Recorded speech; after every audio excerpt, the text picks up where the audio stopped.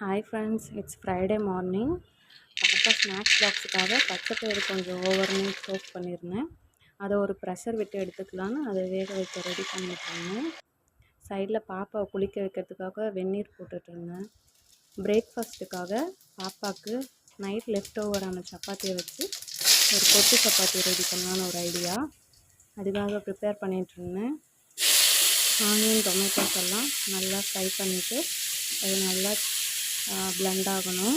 தொக்கு மாதிரி ஆனதுக்கப்புறமா ஒரு முட்டையை உடச்சி ஊற்றி அதையும் அது கூட நல்லா மிக்ஸ் பண்ணிவிட்டு அப்புறம் கரம் மசாலா ஒரு 1/4 டீஸ்பூன், ஒரு சில்லி பவுடர் ஒரு 1/4 டீஸ்பூன் அதையும் போட்டு நல்லா மிக்ஸ் பண்ணிவிட்டு அதுக்கப்புறமா அது மிக்ஸ் ஆகிறதுக்குள்ள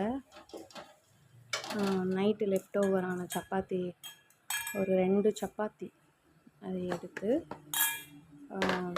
நல்லா கொஞ்சம் அதை போட்டு கொத்தணும்ல, கொத்து சப்பாத்தினா அதனால கொஞ்சம் சின்ன சின்ன பைட்ஸாக கட் பண்ணி வச்சுக்கிட்டேன் சைடில். அதுக்கு இதையெல்லாம் ரெடி பண்ணிகிட்டு இருக்கும்போதே பாப்பா எழுந்துச்சி வந்துட்டா.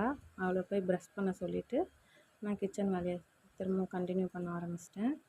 இந்த கொத்து சப்பாத்தியை ரெடி பண்ணுறதுக்கு இது ரெடி ஆனதுக்கப்புறமா கொஞ்சம் இதை நல்லா மிக்ஸ் பண்ணிவிட்டு நைட்டு வச்ச குருமா கொஞ்சம் இருந்தது, அதை எடுத்து இந்த சப்பாத்தி மேலே ஒரு கொஞ்சம் லைட்டாக அப்படியே கொஞ்சம் கிரேவி எடுத்து அது மேலே அப்படியே ஊற்றி கொஞ்சம் நல்லா கிளறி விடணும். அப்போ தான் கொஞ்சம் டேஸ்ட்டு நல்லாயிருக்கும்.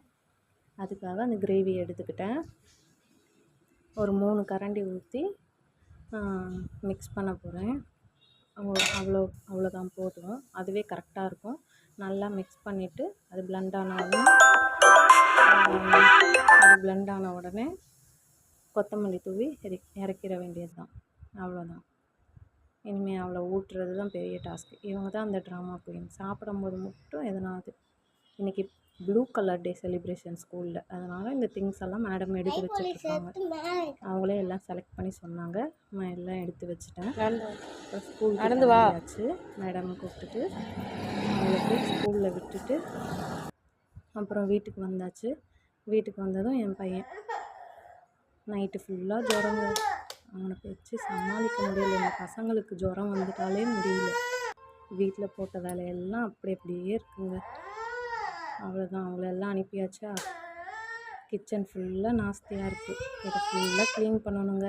என் பையனை வச்சுட்டு அவன் தூங்க வைக்கிறாரு. ஒன்றும் பண்ண முடியாது. ஊர்லேருந்து எடுத்துகிட்டு வந்த துணி அப்படியே இருக்குது. பெட்ரூம் அப்படியே இருக்குது. ஃபுல் வேலையும் பார்க்கணும்.